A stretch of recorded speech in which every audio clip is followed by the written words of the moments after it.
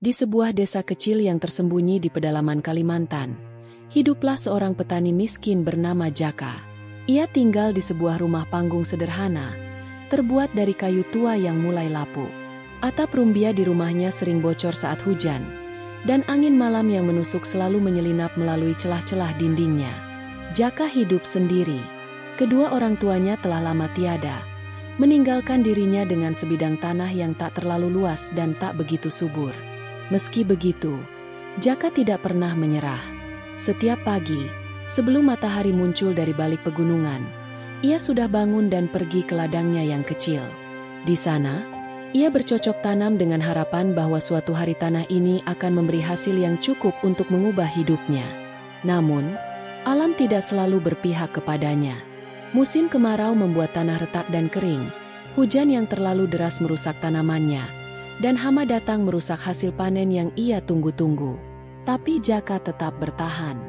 Ia percaya bahwa selama ia bekerja keras, rezeki pasti akan datang. Selain bertani, Jaka sering masuk ke hutan untuk mencari kayu bakar dan umbi liar. Hutan itu luas, gelap, dan penuh misteri. Banyak orang desa takut untuk masuk terlalu dalam, karena cerita-cerita lama tentang makhluk gaib yang bersemayam di dalamnya. Namun bagi Jaka, hutan adalah tempat perlindungan. Di sanalah ia bisa menemukan makanan ketika hasil panennya tak mencukupi. Pagi itu, embun masih menggantung di ujung daun, dan suara burung-burung terdengar merdu di kejauhan. Dengan membawa keranjang anyaman tua, Jaka melangkah masuk ke dalam hutan.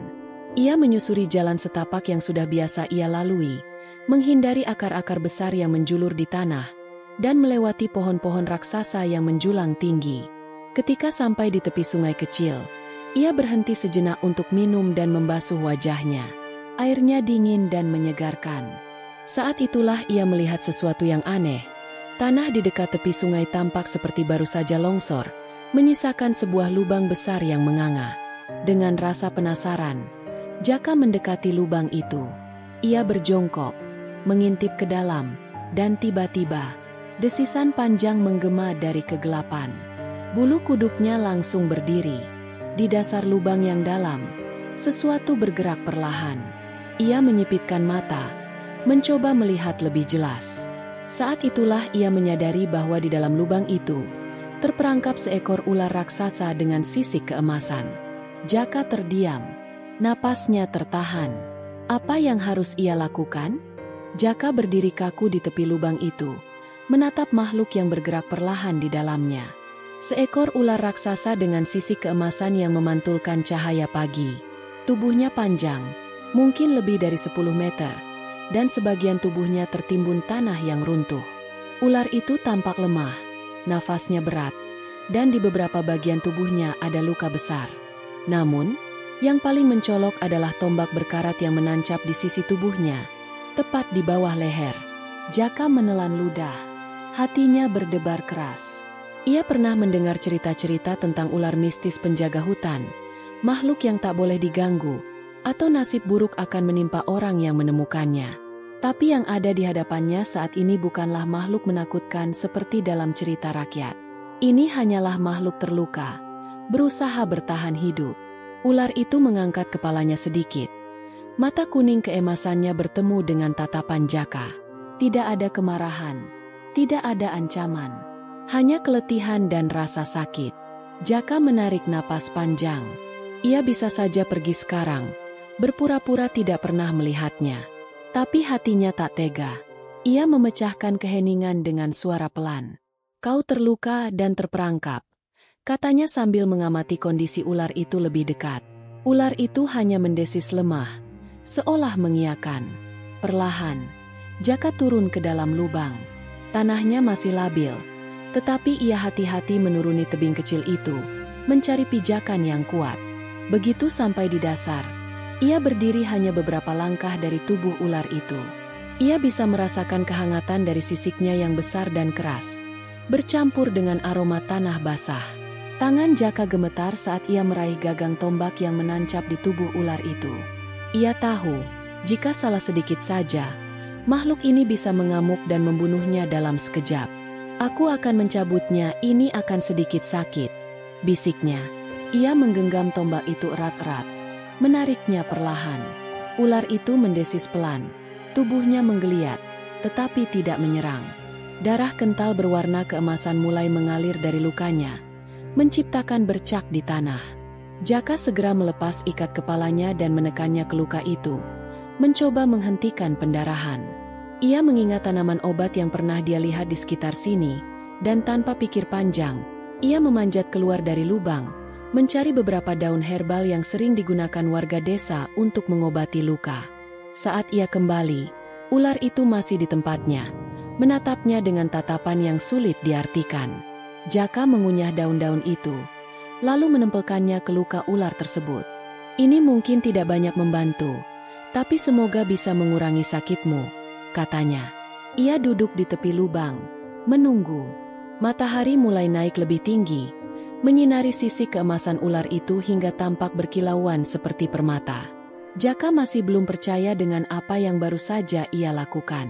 Ia tidak tahu bahwa pertemuan ini akan mengubah hidupnya selamanya. Matahari mulai bergeser ke barat.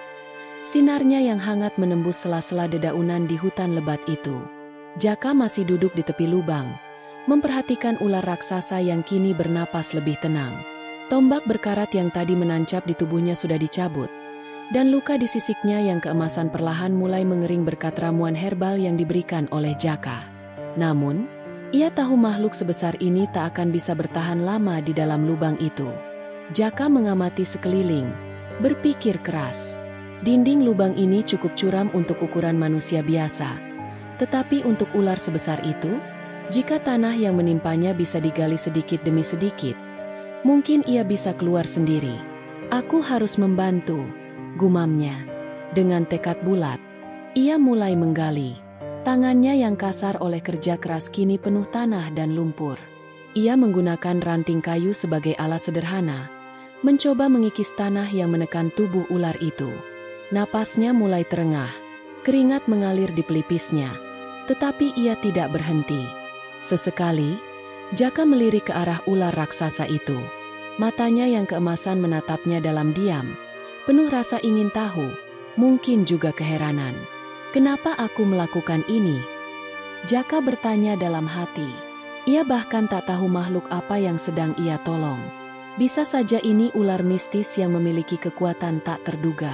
Bisa saja setelah sembuh, ular itu akan langsung menerkam dan menelannya hidup-hidup. Tapi entah kenapa, ia tak merasakan ketakutan itu. Hari mulai gelap ketika akhirnya tanah di sekitar tubuh ular cukup longgar. Dengan tenaga yang masih tersisa, Jaka mengambil sebotol air dari kantongnya dan menuangkannya ke mulut ular. Meskipun ia tahu ular tak perlu banyak minum, tetapi ia merasa makhluk itu pasti kelelahan. Lalu, sesuatu yang tak ia sangka terjadi. Ular itu mulai menggeliat pelan. Tubuhnya yang besar bergerak. Sisik emasnya memantulkan cahaya redup senja. Dengan sekali hentakan, ia mengangkat tubuhnya sendiri keluar dari lubang. Jaka langsung mundur beberapa langkah. Jantungnya berdegup kencang. Kini ular raksasa itu berada di hadapannya, dalam ukuran yang jauh lebih besar dari yang ia bayangkan. Hening, ular itu menatapnya lama, lalu perlahan menundukkan kepalanya ke arah Jaka, seolah memberikan penghormatan. Jaka tidak tahu harus berkata apa, tetapi dalam hatinya, ia tahu satu hal, makhluk ini tidak akan menyakitinya. Dengan napas berat, ia mengangguk kecil. Kau bebas sekarang. Ular itu hanya diam sejenak sebelum mengangkat kepalanya tinggi, mengeluarkan suara desisan panjang yang menggema ke seluruh hutan. Angin berhembus lebih kencang, daun-daun berguguran. Ada sesuatu yang magis di udara. Lalu, tanpa peringatan, ular itu bergerak cepat, melingkar sekali di sekitar Jaka sebelum akhirnya meluncur masuk ke dalam kegelapan hutan. Jaka hanya berdiri di sana, masih terengah, mencoba memahami apa yang baru saja terjadi. Ia menatap jejak panjang di tanah yang ditinggalkan oleh ular raksasa itu. Apa aku baru saja menyelamatkan makhluk dari legenda? Pikirnya. Ia tidak tahu. Tetapi yang pasti, ini bukan pertemuan terakhir mereka. Malam telah tiba. Langit gelap dihiasi ribuan bintang yang berkelap-kelip, seolah menyaksikan peristiwa luar biasa yang baru saja terjadi di hutan itu. Jaka masih duduk di tepi lubang, mencoba memahami apa yang baru saja ia alami. Ia baru saja menolong seekor ular raksasa misterius, sesuatu yang tak pernah ia bayangkan dalam hidupnya. Namun, yang lebih aneh lagi adalah cara ular itu menatapnya sebelum pergi, seperti tatapan penuh arti, seolah mereka telah terikat dalam hubungan yang lebih dalam dari sekadar pertemuan singkat. Jaka akhirnya menghela napas panjang. Dengan langkah lelah, ia memutuskan untuk kembali ke rumah. Namun, baru saja ia berbalik, suara berdesis lembut terdengar dari balik pepohonan. Ia membeku. Dari kegelapan, ular raksasa itu muncul kembali. Namun, ada yang berbeda kali ini. Sisik emasnya bersinar redup dalam cahaya bulan, dan di sekelilingnya, angin berhembus dengan cara yang tak biasa, seolah alam sendiri menghormatinya. Jaka menelan ludah, tetap berdiri di tempatnya saat ular itu mendekatinya. Kali ini, makhluk itu menundukkan kepalanya lebih rendah, hampir menyentuh tanah di depan kaki Jaka. Lalu, sesuatu yang tak masuk akal terjadi. Ular itu berbicara. "Manusia baik hati, kau telah menyelamatkanku. Tidak ada manusia yang pernah berani melakukan itu sebelumnya." Jaka tersentak mundur. Mata dan mulutnya terbuka lebar. "Kau bisa bicara?"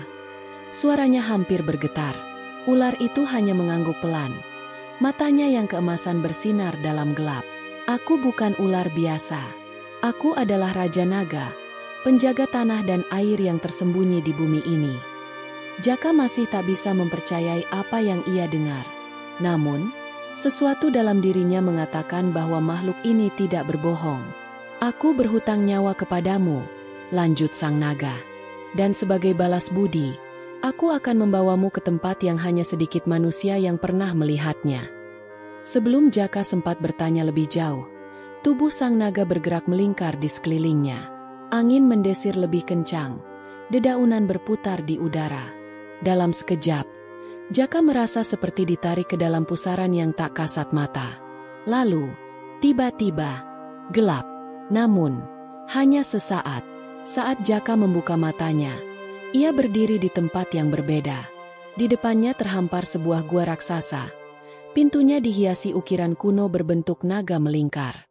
Batu-batu besar di sekelilingnya bersinar dengan cahaya kehijauan, seolah mengandung energi magis. Sang naga meluncur masuk ke dalam gua itu, lalu menoleh ke arah Jaka. "Ikutlah, manusia baik. Kau telah menolongku, dan sekarang aku akan menolongmu."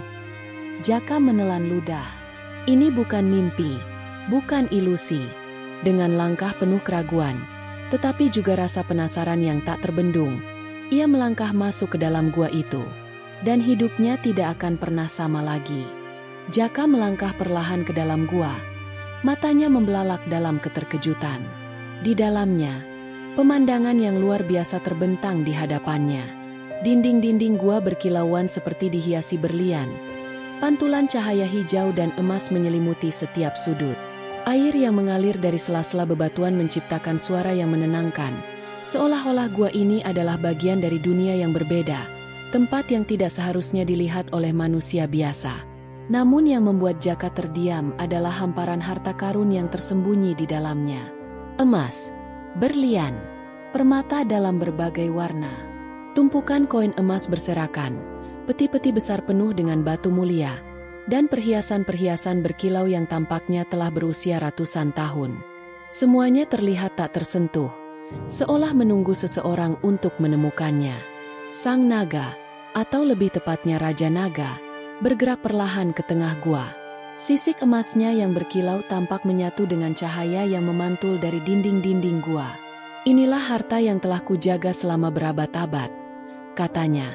Suaranya bergema lembut di ruangan luas itu. Tidak banyak manusia yang tahu tempat ini, dan mereka yang mengetahuinya, kebanyakan tenggelam dalam keserakahan. Jaka menelan ludah. Pikirannya penuh dengan kebingungan. "Apa kau ingin aku mengambilnya?" tanyanya hati-hati. Sang naga mengangguk pelan. "Ambillah secukupnya. Tapi jangan serakah, karena mereka yang mengambil lebih dari yang mereka butuhkan akan kehilangan segalanya." Jaka menatap tumpukan harta itu. Hatinya berdebar. Selama ini, ia hidup dalam kemiskinan. Ladangnya kering, rumahnya hampir roboh, dan ia sering tidur dalam keadaan lapar. Dan sekarang, di hadapannya terbentang kekayaan yang cukup untuk membuatnya hidup mewah seumur hidupnya. Tetapi, kata-kata sang naga terus terngiang di kepalanya. Ambillah secukupnya. Jaka menarik napas dalam. Ia tidak ingin jatuh dalam keserakahan. Dengan hati-hati, ia mendekati salah satu peti dan mengambil beberapa keping emas, beberapa batu permata, dan sebentuk cincin sederhana yang terbuat dari perak dengan ukiran naga di atasnya. Sang naga memperhatikannya dengan mata yang tajam. Hanya itu? Tanyanya. Jaka mengangguk. Aku tidak butuh lebih dari ini. Dengan ini, aku bisa membeli tanah yang lebih baik, membangun rumah yang lebih layak, dan mungkin membantu orang-orang di desaku yang juga kesulitan. Sejenak, keheningan menyelimuti gua itu. Lalu, sang naga mengeluarkan suara yang terdengar seperti tawa kecil. Kau berbeda dari manusia lain, Jaka. Itu sebabnya aku memilihmu. Jaka tersenyum, meskipun dalam hatinya ia masih tidak percaya dengan apa yang terjadi. Sekarang, aku akan mengantarmu kembali, kata sang naga. Dan ingat, kekayaan ini hanyalah alat. Gunakanlah dengan bijaksana.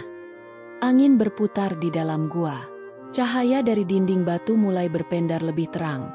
Dan dalam sekejap, Jaka kembali ke tepi hutan, berdiri di tempat yang sama seperti sebelum ia bertemu sang naga. Namun kini, ia bukan lagi Jaka si petani miskin. Di kantongnya, emas dan permata berkilauan dalam cahaya bulan.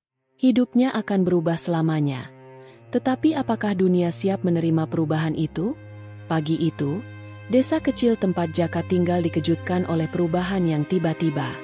Jaka, yang sebelumnya dikenal sebagai petani miskin, tiba-tiba membeli sebidang tanah yang luas dan subur.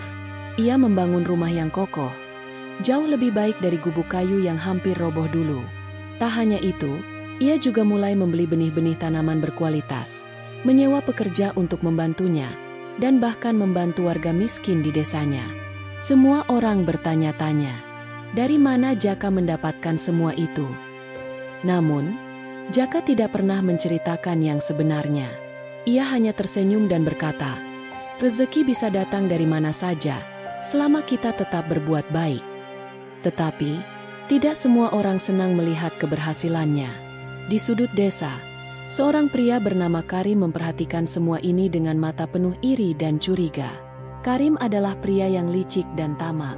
Selama ini, ia selalu memandang Jaka sebagai orang lemah yang tidak akan pernah sukses.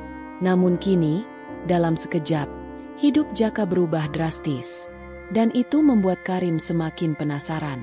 Ia mulai memperhatikan kebiasaan Jaka. Ia mengikuti langkah-langkahnya secara diam-diam, menguping setiap pembicaraan, dan mencoba mencari tahu rahasia di balik perubahan hidupnya. Hingga akhirnya, kesempatan itu datang. Suatu malam, Karim melihat Jaka pergi ke hutan seorang diri. Dengan hati-hati, ia mengikutinya dari kejauhan, memastikan agar tidak ketahuan. Jaka tidak tahu bahwa bayangan kegelapan mengintainya. Jaka tiba di hutan, di tempat di mana ia pertama kali bertemu dengan Raja Naga. Ia berdiri di sana sejenak, memejamkan mata, mendengar suara angin yang berdesir di antara pepohonan. Aku hanya ingin berterima kasih. Gumamnya pelan, seolah berbicara kepada udara. Namun, Karim yang mengintip dari balik semak-semak mengira sesuatu yang lain. Jadi disinilah rahasianya, pikir Karim. Senyum licik terbentuk di wajahnya. Ia tak membuang waktu. Malam itu juga, ia menyusuri hutan, mencari apapun yang bisa membawanya ke tempat harta tersembunyi itu. Karim menelusuri jejak langkah Jaka, hingga akhirnya ia tiba di tempat di mana gua itu berada. Namun, berbeda dengan Jaka yang disambut dengan angin mistis dan energi lembut, Karim hanya melihat kegelapan yang dingin. Meskipun demikian, matanya bersinar penuh nafsu. Ia mulai menggali, mencari pintu masuk yang mungkin tersembunyi. Setelah beberapa jam, tanah yang ia pijak tiba-tiba berguncang. Runtuhan kecil mulai berjatuhan, dan pintu masuk ke gua pun terbuka. Di dalamnya, Karim melihat hal yang sama seperti yang dilihat Jaka dahulu. Hamparan emas, berlian, dan permata dalam jumlah yang tak terhitung. Matanya membelalak. Napasnya tercekat. Ini benar-benar nyata. Tanpa berpikir panjang, ia bergegas masuk dan mulai meraup emas sebanyak mungkin. Tangannya gemetar karena terlalu bersemangat. Ia mengambil, dan terus mengambil. Semakin banyak emas yang ia ambil, semakin besar keserakahan yang tumbuh dalam dirinya. Hingga tiba-tiba, sebuah suara gemuruh terdengar. Gua mulai bergetar. Batu-batu besar di langit-langit mulai berjatuhan satu persatu. Karim panik. Tidak, aku belum mengambil cukup. Aku butuh lebih banyak lagi. Namun, sebelum ia bisa melarikan diri, sebuah raungan menggelegar memenuhi gua. Dari dalam bayang-bayang, dua mata keemasan yang bersinar muncul. Raja Naga telah datang. Karim berteriak panik saat gua mulai runtuh. Batu-batu besar berjatuhan. Debu mengepul memenuhi udara, membuatnya batuk-batuk dan kehilangan keseimbangan. Di tangannya, kantong penuh emas dan permata yang ia kumpulkan dengan rakus terasa semakin berat. Tetapi ia menolak untuk melepaskannya. Namun, di tengah gemuruh kehancuran itu, suara lain menggema, lebih dalam, lebih mengerikan. Karim membeku. Dari bayang-bayang, sepasang mata keemasan berkilauan dalam kegelapan. Raja Naga telah datang. Bukan lagi dalam wujud lemah seperti saat Jaka menemukannya di dasar lubang. Kini, ia muncul dengan keagungan yang menakutkan. Tubuhnya melingkar di dalam gua. Sisik emasnya bersinar seperti api neraka. Nafasnya menghembuskan udara panas yang memenuhi ruangan, membuat emas dan permata yang berserakan di tanah terpantul cahaya merah menyala, seolah terbakar dalam amarahnya. Siapa kau, manusia tamak? Suara sang naga bergetar di udara, menusuk hingga ke dalam tulang Karim. Karim tak mampu menjawab. Tubuhnya gemetar. Tangannya mencengkeram erat kantong harta di dadanya. Kau datang tanpa diundang.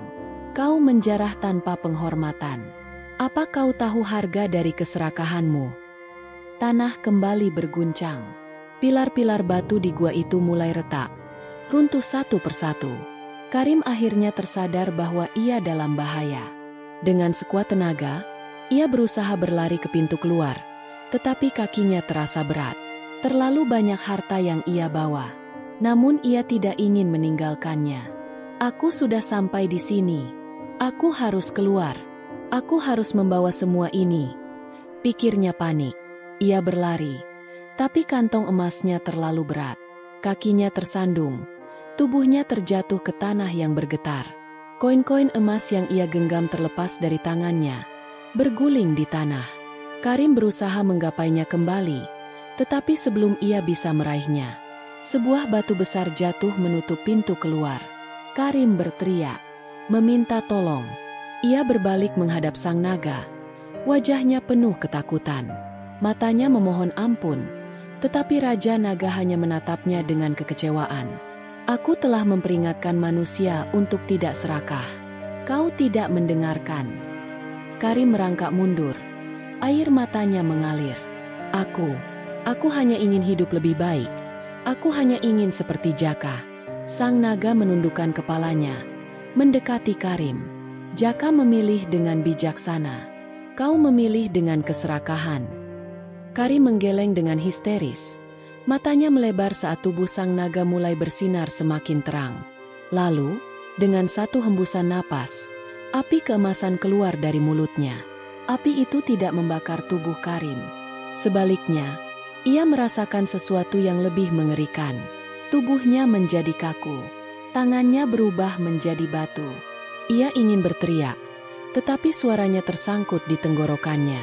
Ia merasakan tubuhnya perlahan mengeras, menjadi satu dengan gua ini. Dalam hitungan detik, Karim bukan lagi seorang manusia. Ia kini menjadi sebuah patung batu, terjebak selamanya di dalam gua ini. Di wajahnya, terukir ekspresi ketakutan dan penyesalan yang abadi. Sang naga mengangkat kepalanya, menatap patung itu sejenak sebelum berbalik. Gua ini akan tetap tersembunyi. Dan dunia tak akan pernah tahu apa yang terjadi pada manusia serakah yang berani menjarah harta yang bukan miliknya.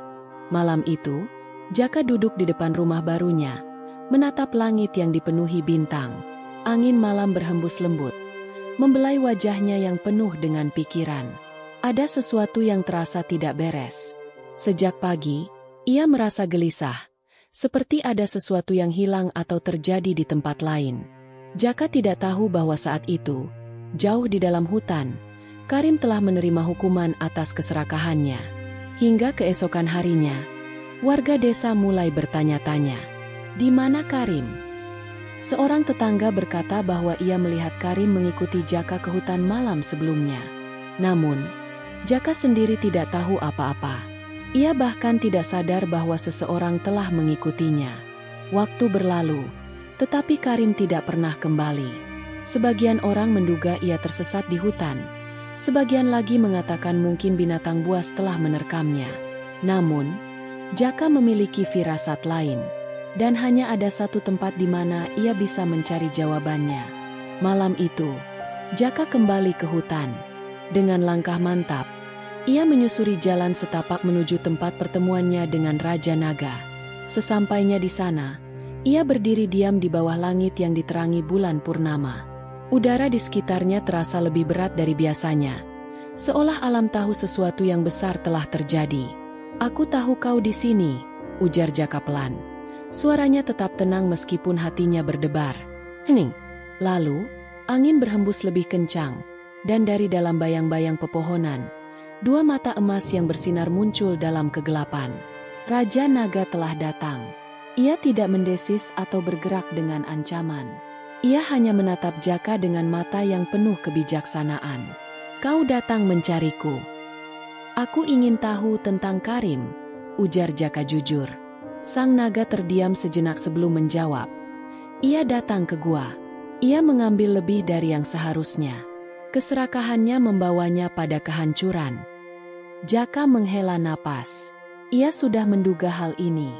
Jadi dia sudah tiada. Sang naga menggeleng.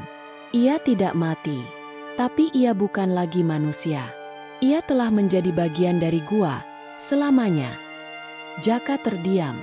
Ia tidak terkejut, tetapi tetap merasa sedih. "Aku tak ingin ini terjadi. Tapi aku tahu ini bukan salahmu," katanya akhirnya.